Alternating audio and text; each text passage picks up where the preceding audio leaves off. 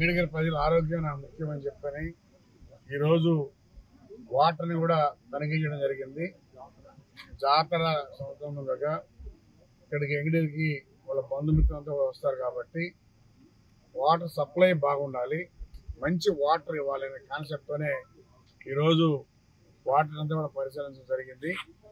అయితే ఇక్కడికి వచ్చిన తర్వాత కొన్ని మోటార్లు రిపేర్లో ఉన్నట్టు వాస్తవం.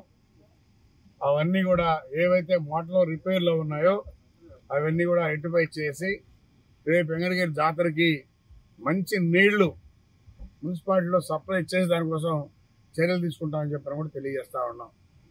ఎందుకంటే రిపేర్ ఉన్నటువంటి మోటార్లు పక్కన పెట్టి కొన్ని మోటార్లు కొత్తవి కొనడం, కొన్ని రిపేర్ చేయించడం అన్నీ కూడా కండిషన్గా పెట్టి ఎలాంటి ఇబ్బంది లేకుండా వచ్చేటువంటి వెంకటగిరి జాతరకు వచ్చేటువంటి బంధుమిత్రులందరూ కూడా మంచి వాటర్ ఇవ్వాలనే కాన్సెప్ట్తోనే చేస్తా ఉన్నాం.